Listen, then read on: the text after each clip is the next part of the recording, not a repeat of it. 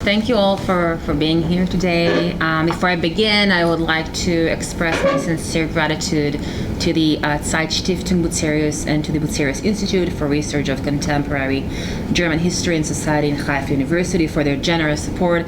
My postdoctoral fellowship here has provided me with a space, speaking of space, and the intellectual community to continue developing and expanding the project from which today's talk emerges.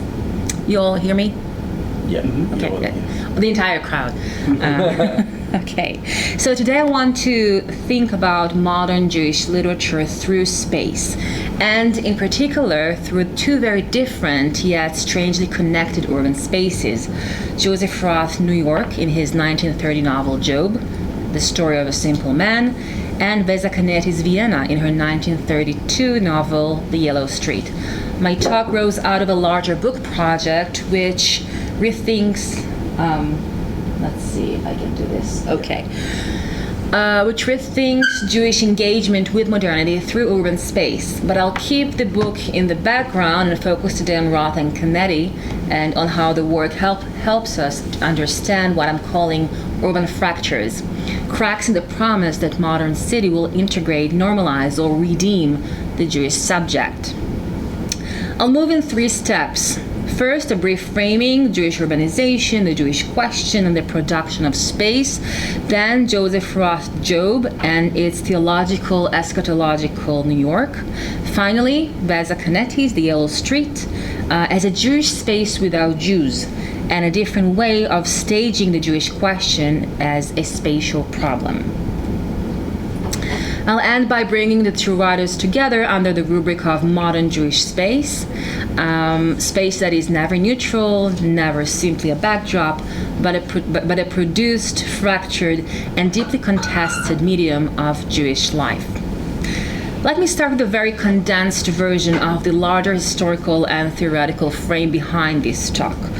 One of the core arguments of my project is that the city is not just a setting for modern Jewish life. It is a problem, a site where the contradictions of Jewish modernity are condensed and made visible. Jewish urbanization in the late 19th and early 20th centuries was a defining process of modern Jewish history. We know the rough outlines. Emancipation, industrialization, and mass migration drove Jews from shtetls and small towns into major cities: Paris, Berlin, Vienna, Warsaw, Odessa, New York. This movement is never just demographic. It's also ideological and symbolic. Entry into the city is imagined as entry into the public sphere. Becoming urban is equated with becoming modern, rational, and universal, a process that both requires and enables shedding Jewish particularity. Yuri Zletskin famously tries to capture the affinity between Jews and modern urbanity through the category of the Mercurian. And he says, no matter what the standard, Jews seem to have been there first, done it earlier, understood it best. This is, of course, precisely the kind of myth my project is interested in complicating.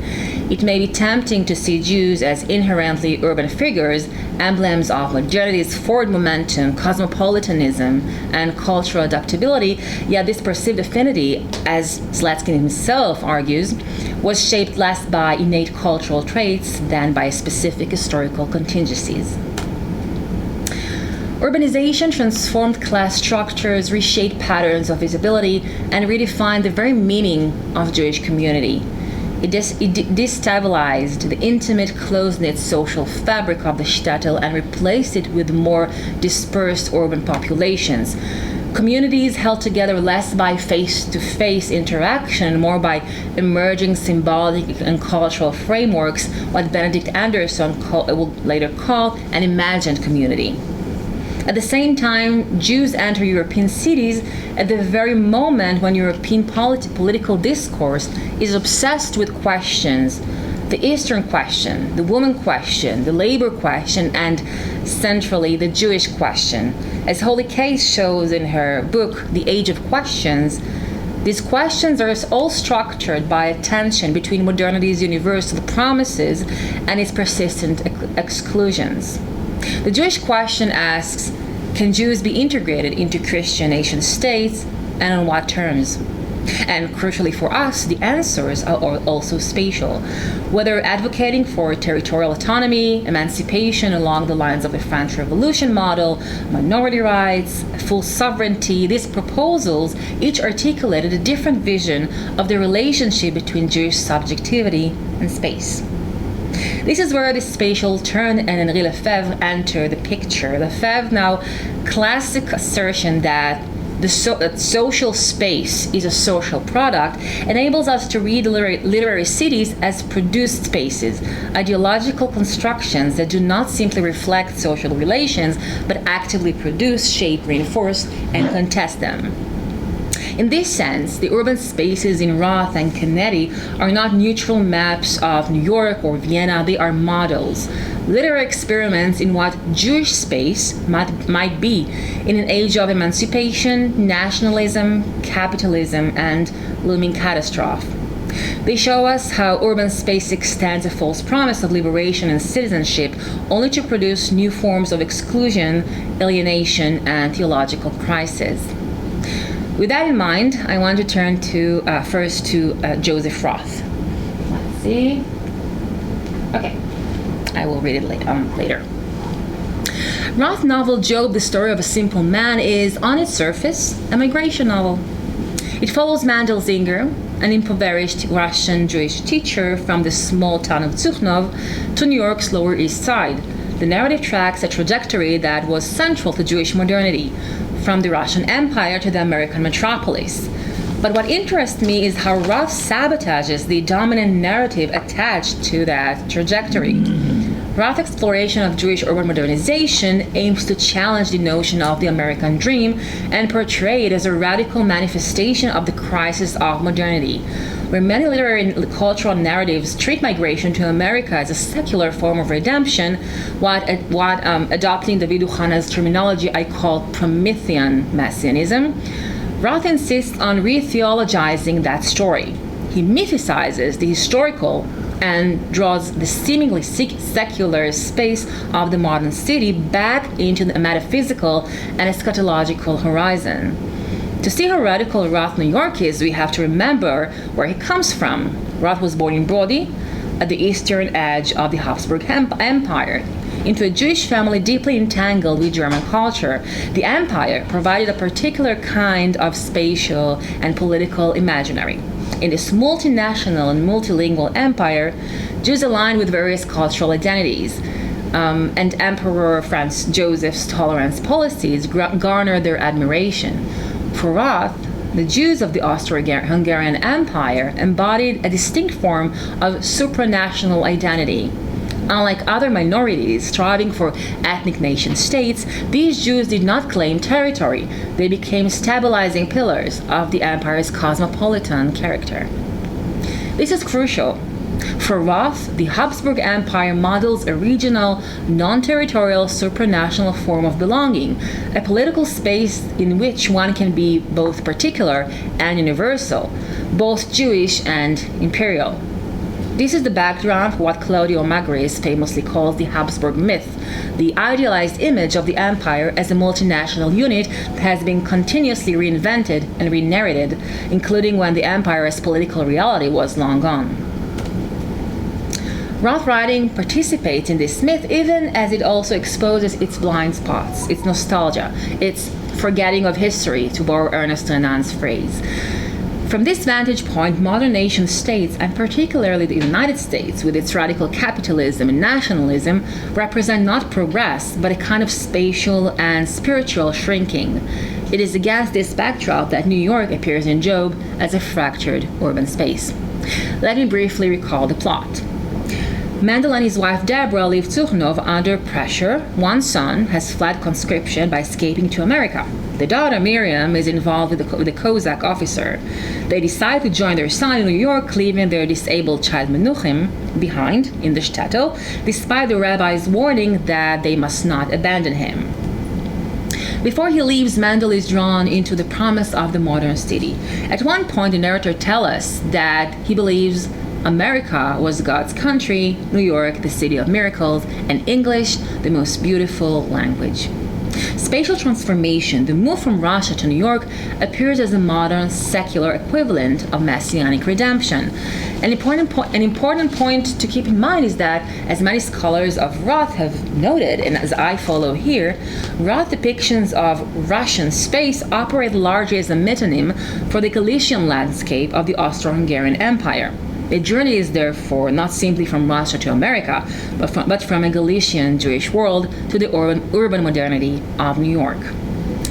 Roth brutally undercuts the fantasy of redemptive transformation in the New World in his description of Mendel's first encounter with the city.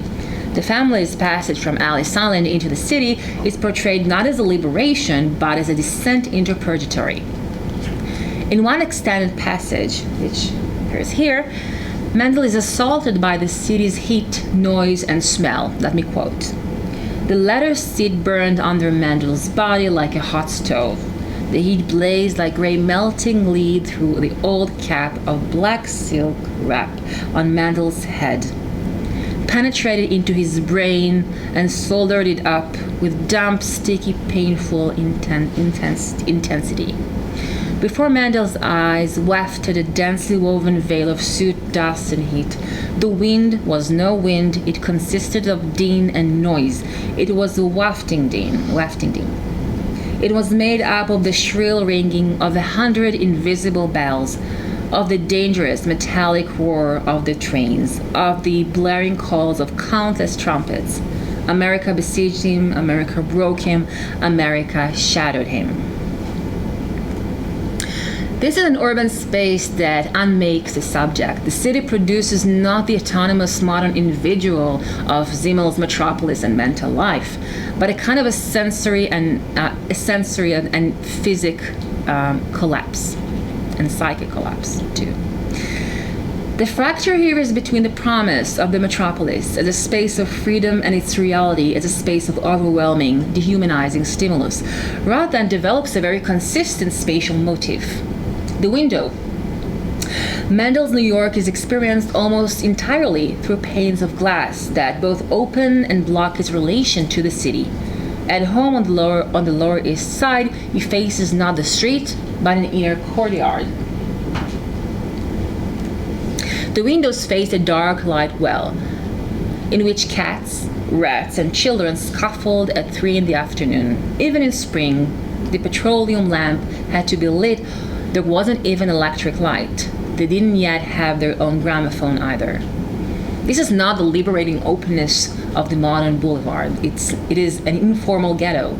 Mendel sees only other Jewish windows, such as, and I quote, the Lemmel's shutter window covered with brown cardboard, end of quote. The window becomes the metaphor of claustrophobic sameness, or a metonymy of Jewish marginality within a metropolis. The fracture here is double, between the inside and outside, and between the idea of America as an open, universal public space and the reality of Jewish confinement to dark, overcrowded courtyards.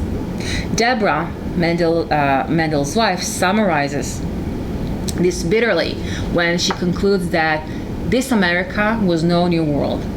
There were more Jews here than in Kluchisk. It was actually a larger Kluchisk. Later in the novel, Mendel gains a very different perspective. When his son, Menuchim, now a celebrated musician, takes him to the Astor Hotel at 44th and Broadway, Mendel finally sees in Roth words, let's see, the American night from up close. Let me quote this episode. He, Mendel, went immediately to the window. There he saw for the first time the American night from up close. He heard the noisy song of America, the honking, the tooting, the roaring, the ringing, the screeching, the creaking, the whistling, and the howling. Opposite the window on which Mendel was leaning appeared every 5 seconds a broad laughing face of a girl, composed entirely of sprayed sparks and points. The blinding teeth in the open mouth made of a piece of melted silver. It was an advertisement for a new soda. Mendel admired it as the most perfect representation of the night's happiness and of golden health. From this elevated position, Mendel becomes what Michel de Certeau calls a solar eye, looking down like a god. The city appears a coherent, legible, almost pleasurable. The chaos of the street is transformed into the orchestrated song of America. But the content of what he sees, a gigantic luminous soda advertisement, is crucial. Just a sec. What Mendel takes as the most perfect representation of the night's happiness and of golden health is a piece of capitalist semiotics, a trick, in the same sense that the Statue of Liberty's electric torch is a trick. Now, earlier on the ship, another Jew has explained to Mendel, and I quote, "In her right hand, she's holding a torch. And the best part is that the torch burns at night and yet can never be burned out because it's only lit electronically. That's the sort of trick they do in America." Urban visibility here is bound up with advertising, with commodity spectacle. Mendel's new godlike vantage point gives him not access to some real public sphere, but to the city's own self-image as commodity and illusion. The fracture here is between the theological desire for revelation and the modern city's offer of spectacle instead. All of this is embedded in a much larger theological structure. The novel's title and plot obviously allude to the biblical Job. But Roth does not simply update Job into a modern secular tragedy. Instead, he uses the Job story to resacralize history. He refuses to treat migration, urbanization, and war as purely historical affairs or sociological processes. From the opening, Mendel is described as a pious everyday Jew whose misfortunes are experienced as divine trials. He sees immigration as a kind of spatialized messianism. He hopes that New York will be a secular promised land. As I mentioned earlier, I followed David Ohana's distinction between transcendental and Promethean messianism as a way of mapping the contrasting modalities of redemption at work here. Traditional Jewish messianism is transcendental. Redemption happens through God beyond history. Modern phenomena, nationalism, socialism, and American liberalism, reconfigure messianism into Promethean human terms, imagining redemption through political action, revolution, citizenship, and migration. At first, Mendel chooses the Promethean option. He will not come, the narrator says of the Messiah. Let others wait for him. Mendel wasn't waiting. He takes his fate into his own hands, boards the ship, and heads for New York. But Roth reveals the limits of this move.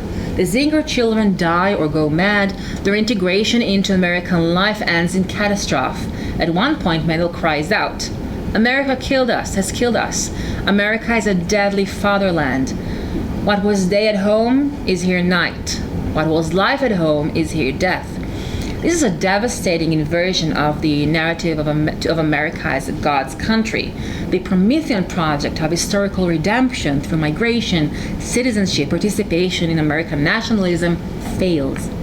And yet Roth does not give up on redemption. He refuses both the secular tragic ending and the neat theological theodicy. Instead, he constructs a mythic unity, a totality in which theological, political, and spatial elements are bound together by an absolute, inscrutable divine will. This is clearest in the figure of Leviathan.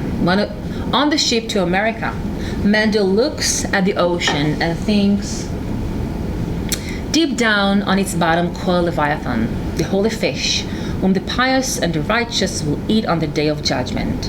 Neptune was the name of the ship on which Mendel stood.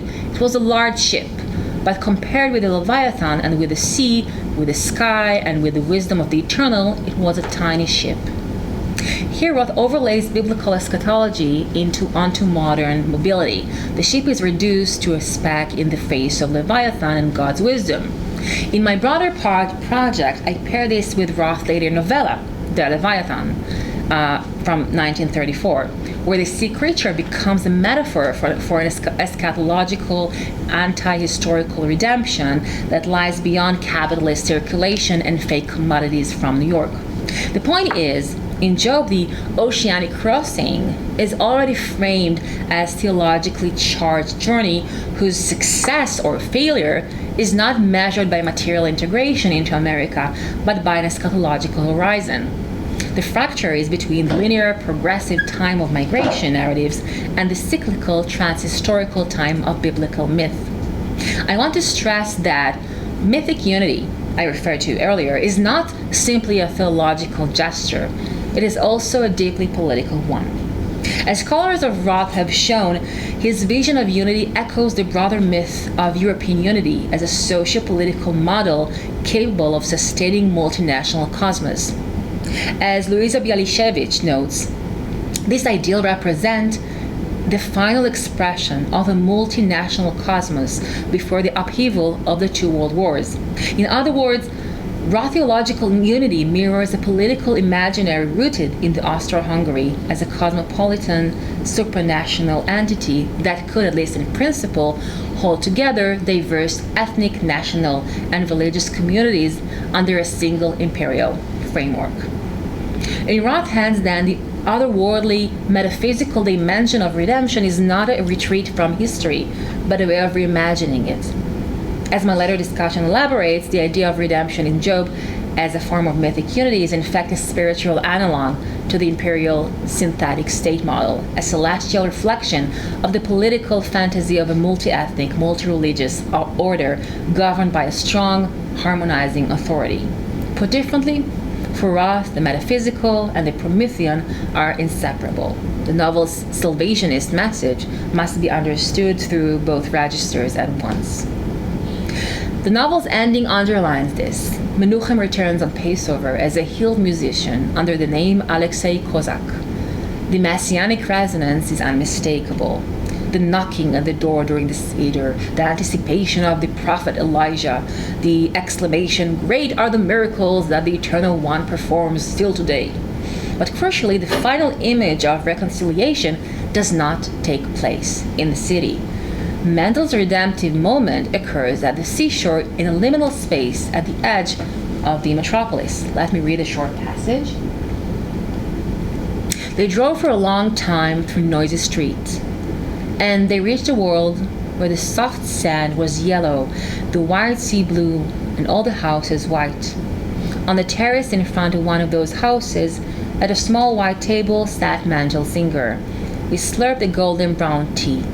On his stooped back shone the first warm sun of the year. The blackbirds hopped up close to him. The waves of the sea lapped the shore with a gentle, regular beat. In the pale blue sky were a few little white clouds. Under the sky, Mendel was willing to believe that Jonas would one day turn up again and Miriam come home. This is an anti-urban or perhaps post-urban space of harmony.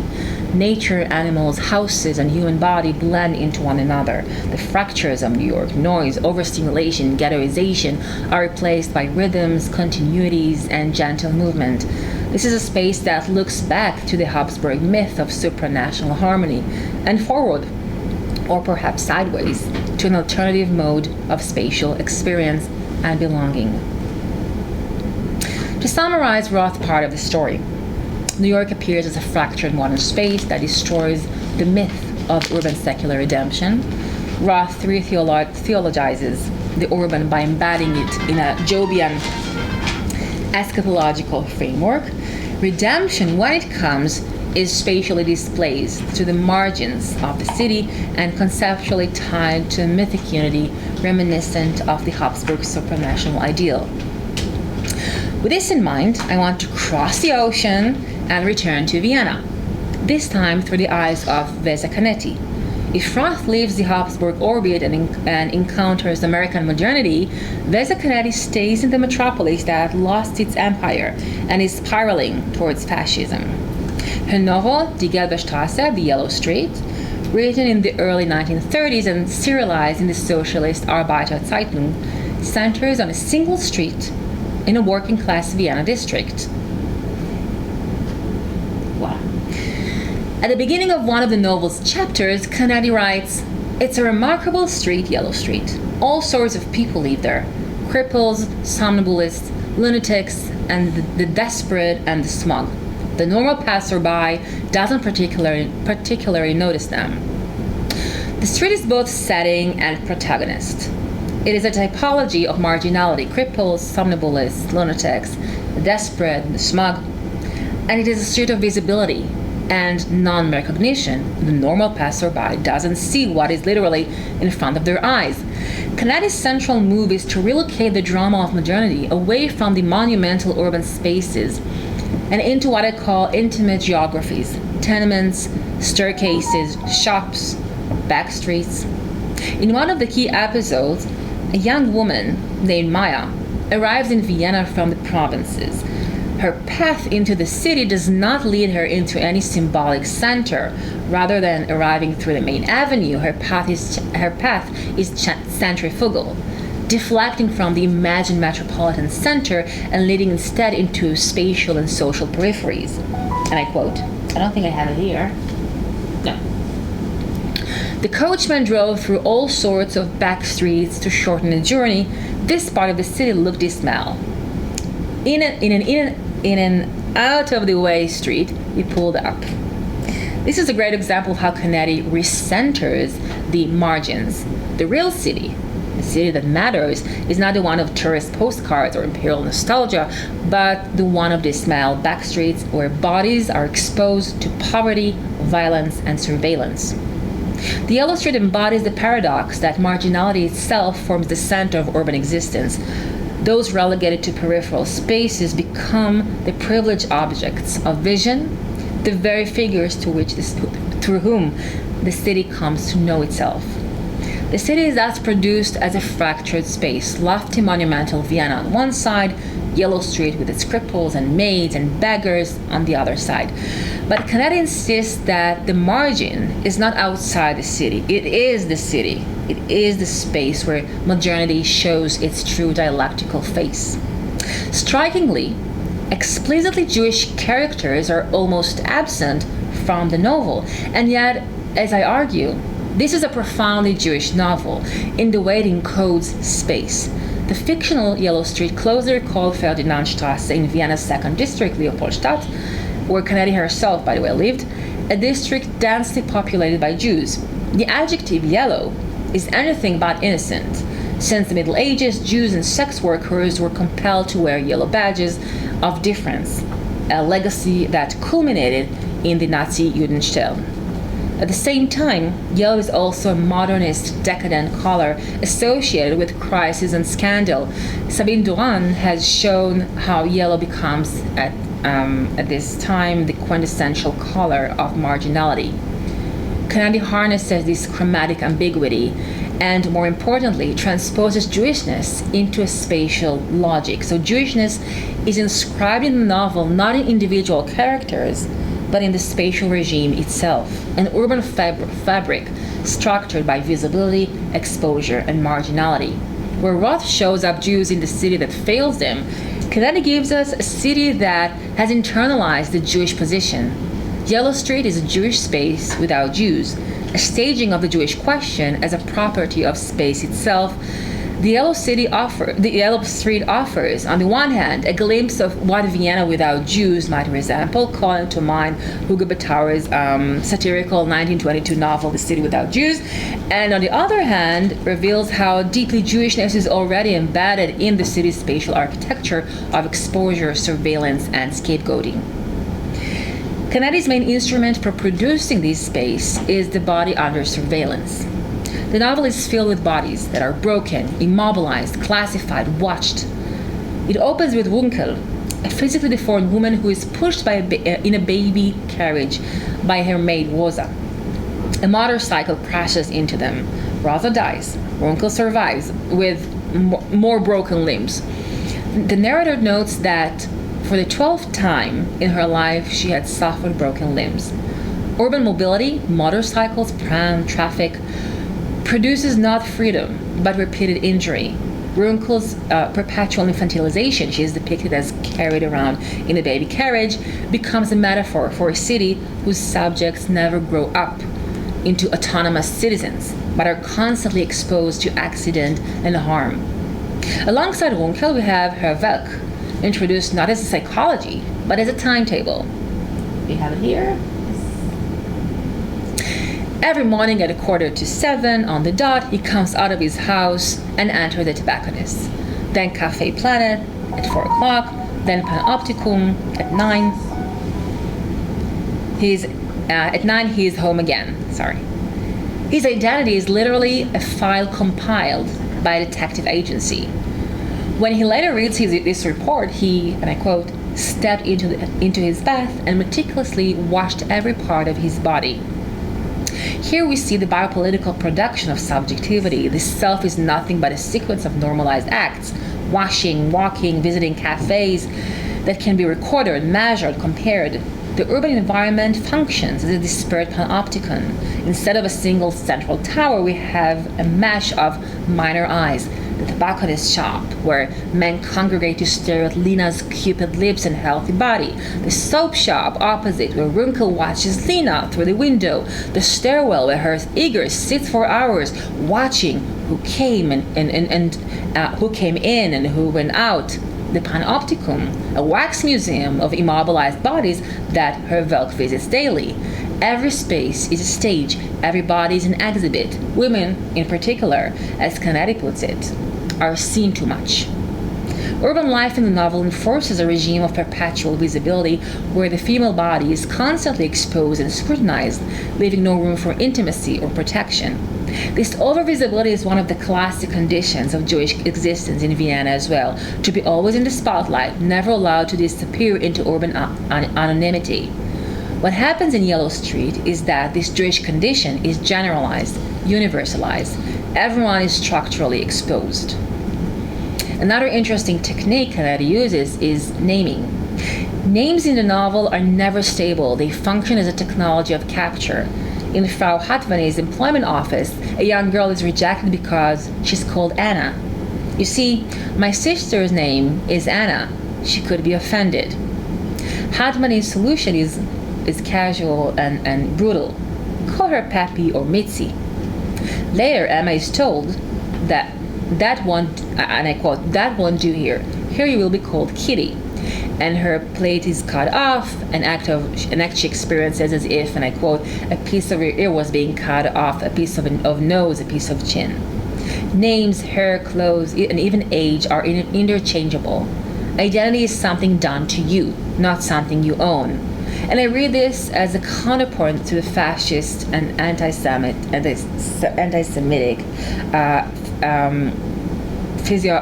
I'm hoping I'm saying it correctly.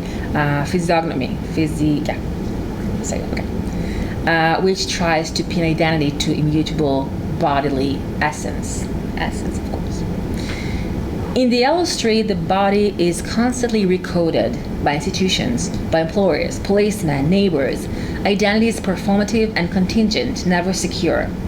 This has a Jewish resonance. In interwar Vienna, Jews could be overnamed, that is, marked, hypervisible, or undernamed, meaning subsumed under stereotypes, but rarely allowed to be unmarked individuals. One of the most powerful spatial devices in the novel is the threshold. Doorways, staircases, windows, canal steps. These are zones where the distinction between inside and outside collapses. Take the scene with little Hetty. Is it here? Oh, no. Take the scene with little Hetty, the charwoman's daughter, in the chapter The Fixer. Hetty sits on the front steps, naively playing with a stuffed wallet, and I quote, 1,000 franc note, 20 £10 notes, 10 $5 notes, some 200 shillings, and 11 gold coins from various countries. What she doesn't know is that the wallet belongs to the banker Schleier, who has thrown it away to dispose of incriminating evidence. Earlier, Hetty has seen him in front from the kitchen window as he discarded it. The result is that the stairwell of her house becomes a little courtroom. Tenants, shop messengers, and leather merchant, Hetty suddenly finds herself confronted by an agitated knot of people, questioning her and trying to get their hands on the money. The threshold here is not a safe passage. It is a stage of judicial spectacle. Poverty, greed, and stable authority, the figure of the policeman, converge on a child. Similarly, in another chapter of the canal, Emily, a unemployed woman, descends the steps to the water after hearing that people who jump in view of the police are saved and given shelter. At the cost of a cold bath in Danube, you could set yourself up for life, especially in these hard times. The canal steps become a threshold between life and death, despair and institutional rescue. Across this and other episodes, the novel insists that there is no meaningful separation between public street and private interior. In the city, home is not a refuge or a protective shell, but merely another corridor in a larger urban relay.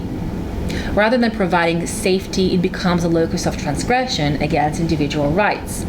Domestic spaces are invaded by police, landlords, clients. Bedrooms and kitchen become scenes of violence, surveillance, and economic dependency. In this way, Canetti dismantles the bourgeois ideology of separate spheres, just as she dismantles the liberal promise of the public sphere as neutral ground. For Jews, this carried particular weight. The emancipatory ideal was to become merely a man in the street, echoing Guy Gordon's well-known dictum, be a Jew at home and a man in the street, to inhabit public space as civic individuals while relegating Jewishness to the private sphere. The Yellow Street shows that in this regime of visibility, there is no privacy at all. Every gesture becomes legible, interpretable, exposed. Finally, Canetti's urban topography of faciness and connectivity, shops' windows directly opposite each other, staircases that connect houses, produces a kind of community that is very different from Benedict Anderson's imagined community. The residents of Yellow Street are bound together by enforced mutual visibility.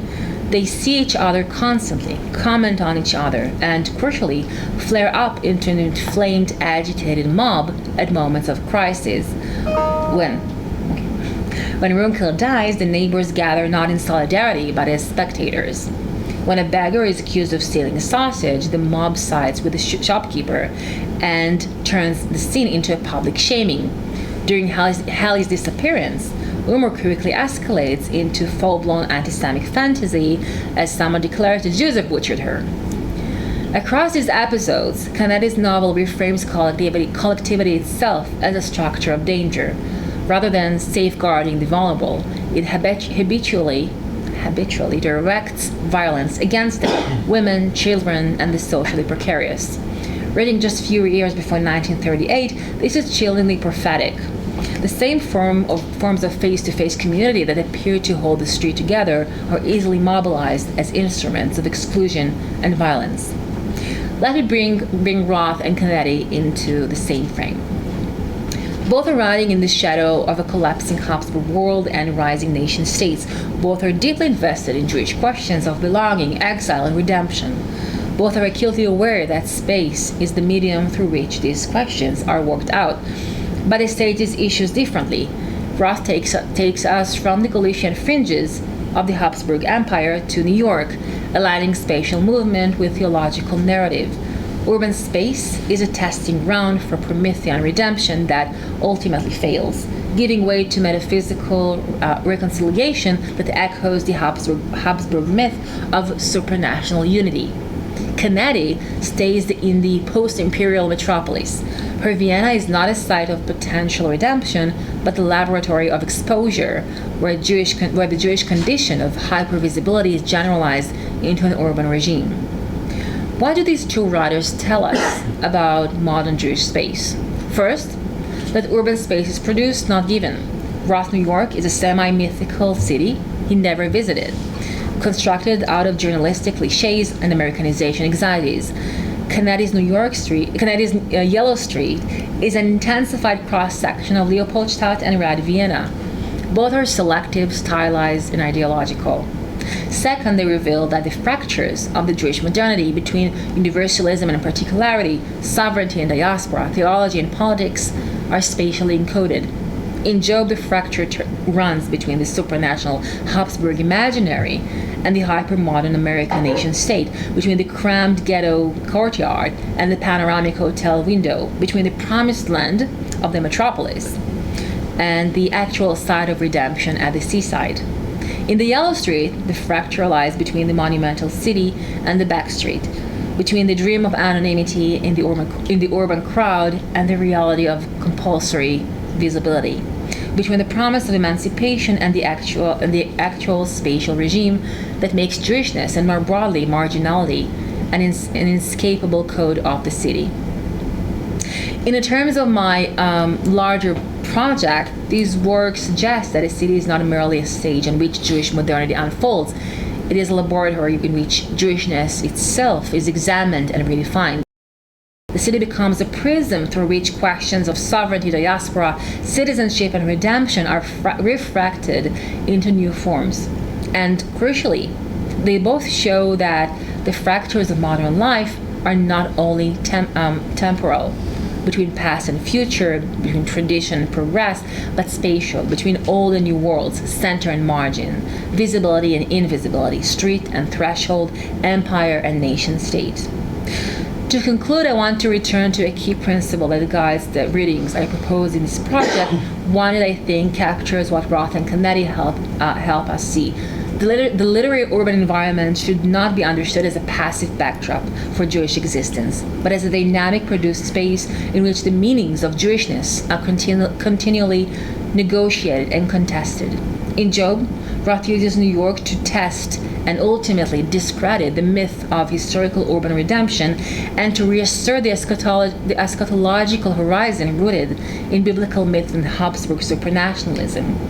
In The Yellow Street, Canetti shows how the very architecture of the modern city, its facing windows, staircases, employment offices, and canals, produces a Jewish grammar of space in which exposure, marginality, and precarious survival become universal conditions. The talk you've heard today is just one slice of the broader comparative work I'm developing in my book project, where these questions are pursued through the writings of Veza Canetti and Joseph Roth, alongside other authors such as Hebrew writer Yosef Chaim Brenner and Yiddish writer David Bergelson. But I hope that even in this limited frame, Roth New York and Canetti's Vienna have given you a sense of how deeply literature participates in the production of modern Jewish space, and how by reading their fractured cities too closely, we can better understand the fractures of Jewish modernity itself. Thank you.